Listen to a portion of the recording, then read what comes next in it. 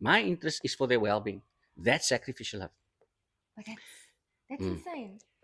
To really And understand the definition. yes, Yeah. and the others, as we said, Yeah. friendship is friendship. Yeah. You got your family stuff, and so forth. The Yeah. passion, the compassion we feel for one another Mm. as family members.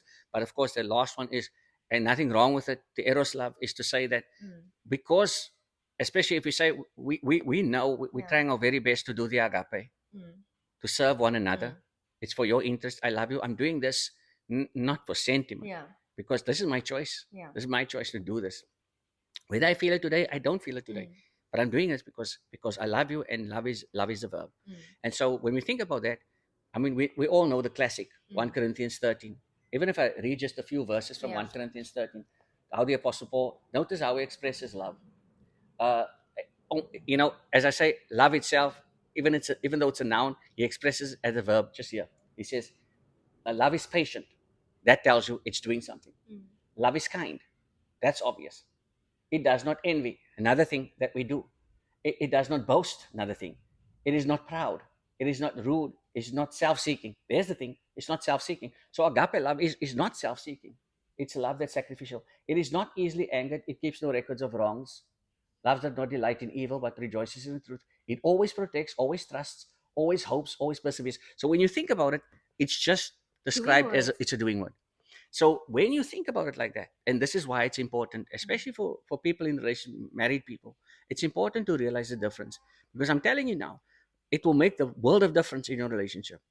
When you start separating, Mm. technically speaking, love as a verb and a commitment to someone from the affections I feel. Because affections gonna fluctuate. It does. It's not gonna stay the same. Yeah. Butterflies you felt when you used to go to the movies, it's over now. Okay? Correct. No more now. Yeah. Okay? Butterflies not always gonna feel. I Mm. know some people are gonna say, "Oh, I still feel butterflies with my husband." Okay, sure, you might still feel butterflies, but maybe smaller butterflies. Maybe not the same. Maybe the gas. Yeah.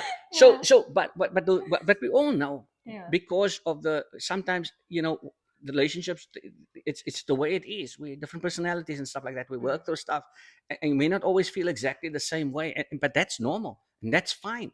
Mm. But we must never use affection to decide whether we love someone or not, because there's a sense it's different, because you may not feel affection, but it's okay. And especially when you're married, Mm. this is important. When you've made a covenant before the Lord and you've promised to love someone, you've made a covenant, the agape love, to say, I made a choice. It's deliberate, and I'm committed, and I'm doing this because I love, Mm. because it's in the best interest of my partner. My sentiment, Sure. my feelings, That's in this beautiful. case, it don't Mm. matter, because that's the person God gave to me, Mm. and that's my covenant before the Lord. Mm. And the affections they're gonna go up and down. Mm. But I'm saying to you, when you start making that shift, it's going to help you. Instead of ending up with people saying, "Oh no, I'm falling out of love," what you're really saying is you fell out of affection. Mm. It's not that you fell out of love, you fell out of affection. Mm. And that's why it's important to know the difference, so that you realize sometimes on days when you feel low and you're feeling, the man is not, he's not doing it, Mm. or my wife is not doing it. I'm saying, What's the last word? The fourth one? oh, eros. Yeah, when your person's Yeah. not erosing you. Yeah. Yes. When you're We thinking to don't feel yourself, the eros. yeah, exactly. But that's important. When you're Yeah. saying, oh, you know what? I don't feel satisfied, Mm. or whatever it is. Well, Yeah, or you're not flirting with me, or you're not looking at me that way now. So it's out of love. It's still out exactly. of love, but it's not. Exactly. And so what in that case, and I Mm. think we've kind of spoken a little bit about Mm. this. In that case, it's the honesty. Mm. You see, love is honest. In other words, it is lovingly honest. Mm. When we're honest and we're open about these things, then if you come to eros love and you feel you're not being satisfied and so forth and so on, Mm. then that goes back to, okay, look, I know this. It's for my own satisfaction. Eros love is for my own satisfaction. But when I love my partner, when there's truth and honesty, and this is what we talked about, Yeah. love and truth, they go together.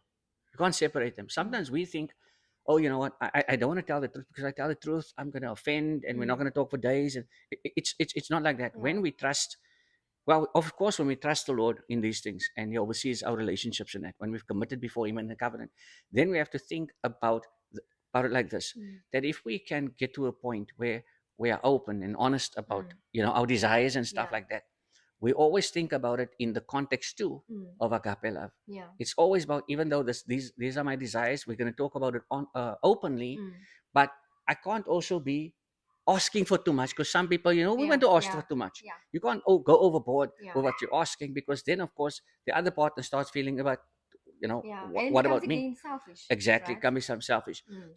So that is why, if we go back to the first point, that agape love Mm. is a Yeah. self-sacrificial love. And that's not easy if you think about it like Mm. that. And here's the beauty of Yeah. it all. Here's the beauty of it all.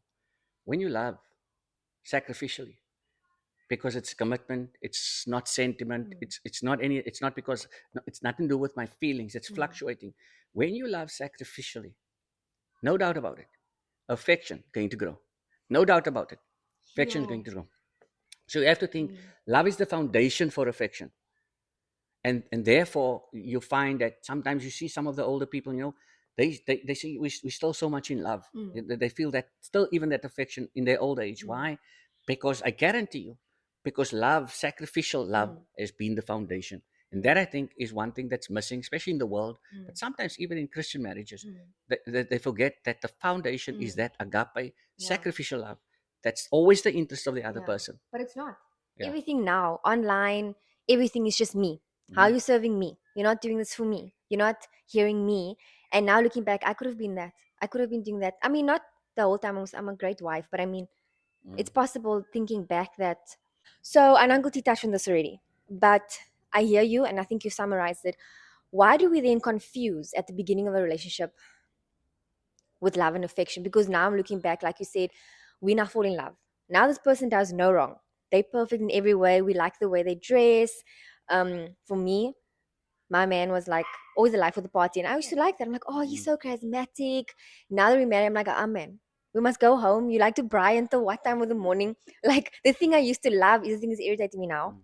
And then I asked myself, what? Like, was that, did I fall in love with this? But now I'm thinking affection versus love, because ultimately, what do we fall in love with? Surely the person's character, who they are, not what they do. Because what they do will change. Like, those people say, like, oh, we were 10 years, we've changed. I see celebrities and people online will say, we've just become different people. Then I'm like, but that cannot be, because we ultimately do change. Okay?